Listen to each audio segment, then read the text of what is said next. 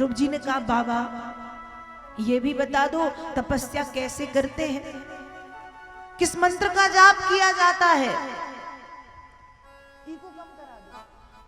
किस मंत्र का जाप किया जाता है। उस समय ध्रुव जी उत्तर देते हैं कि हे देवर्षि नारद, आप मुझे बताएं कि मैं किस मंत्र का जाप करूं, किस मंत्र को गाऊं जिससे भगवत कृपा मुझे प्राप्त हो। नारद जी ने अत्यंत गोपनीय मंत्र ध्रुव जी को प्रदान किया है। जप्यस्य परमो गुह्य श्रूयताम मे नृपात्मज यम सप्तरात्रं प्रपठन् पुमान् पश्यति खेचना। हे पुत्र, हे वत्स, आज मैं तुम्हें जो मंत्र बता रहा हूं, इस मंत्र का यदि 7 रात्रि जाप कर लिया जाए, जप्यस्य परमो गुह्य श्रूयताम मे नृपात्मज, हे राजा के पुत्र सुनो, इस मंत्र का यदि 7 रात्रि जाप कर लिया जाए तो आकाश में विचरण करने वाले सिद्ध पुरुषों का दर्शन हो जाता है।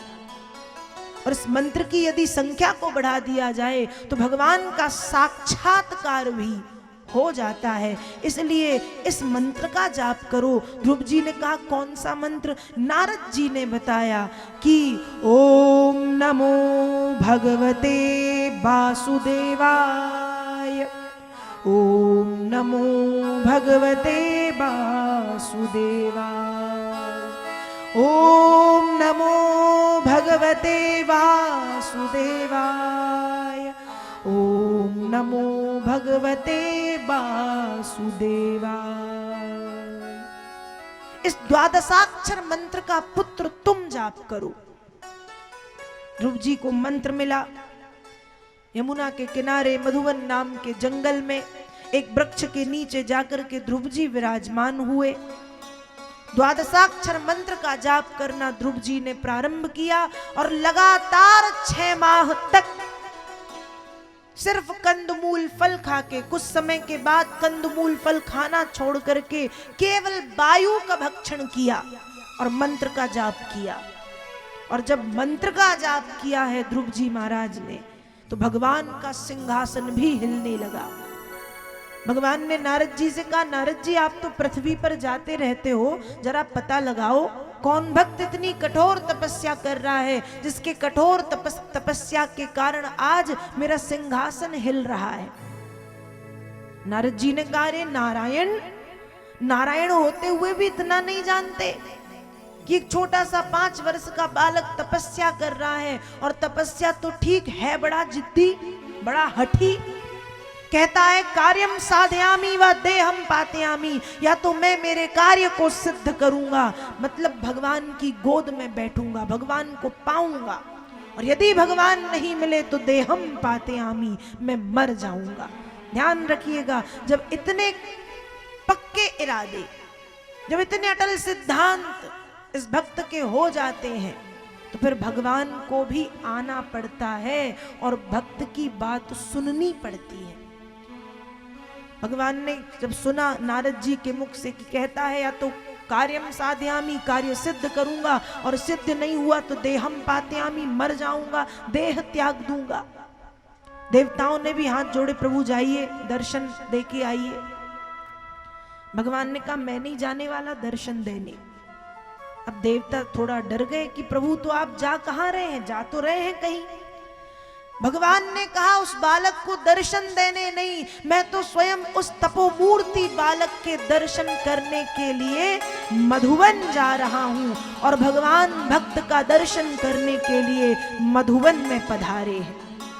और जब भगवान मधुवन पधारे तो एक वृक्ष के नीचे बैठ करके ध्रुव लगातार द्वादशाक्षर मंत्र का जाप कर रहे हैं। ओम नमो भगवते वासुदेवाय, ओम नमो भगवते वासुदेवाय, ओम नमो भगवते वासुदेवाय, ओम नमो भगवते वासुदेवाय।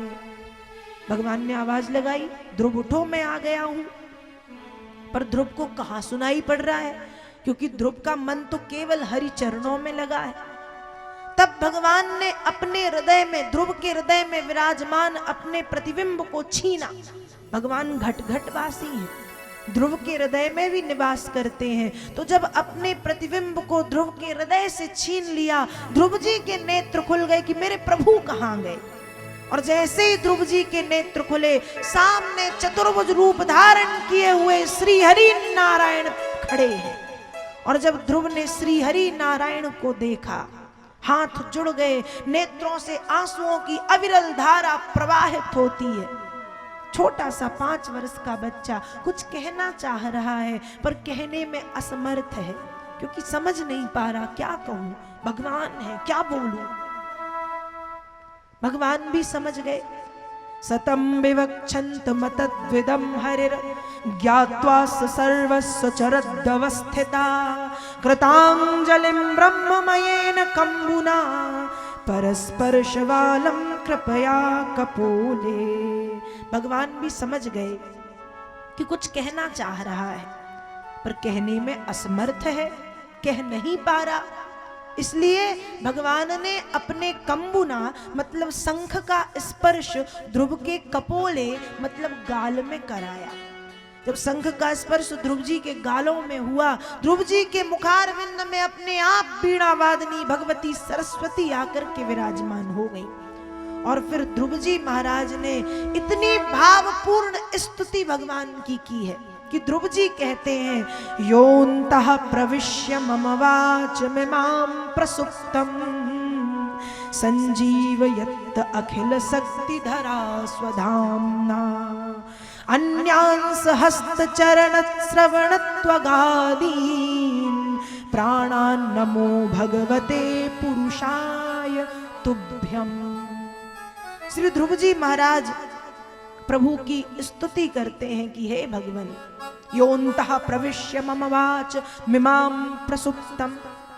हे प्रभु, जब से आप मेरे हृदय में प्रवेश कर गए हैं, तब से मेरी जो वाणी थी, जो सोई हुई थी, योऽन्तः प्रविश्य मम वाच मिमां प्रसुप्तम, मेरी जो वाणी थी जो सोई हुई थी, सो गई थी, जो कुछ बोल नहीं पा रही थी। संजीवयत् अखिल शक्तिधरा स्वधाम्ना, जब से आपने मेरे गालों में अपने शंख का स्पर्श कराया है, तुम मानो मेरी वाणी को एक संजीवनी मिल गई हो, संजीवनी बूटी प्राप्त हो गई हो। मेरी जो वाणी है वो आपके द्वारा प्रदत्त है। अभी लग रहा था कि क्या बोलूं, लेकिन अब मेरे हृदय में आपके प्रति इतने उद्गार आ गए हैं कि लग रहा है क्या क्या बोल दूं, क्या क्या बोल दूं। भगवान ध्रुव जी ये कहते हैं और कहते हैं कि हे भगवान, हे नाथ, मेरे सारे शरीर में एक स्फूर्ति आ गई है, मेरे सारे शरीर में एक जोश आ गया है। और मुझे लगता है कि हे भगवान, मैं किस किस तरह से अपने उद्गार व्यक्त करके आपकी वंदना करूं, आपकी स्तुति करूं। और ध्रुव जी महाराज भगवान की बड़ी सुंदर स्तुति करते हैं।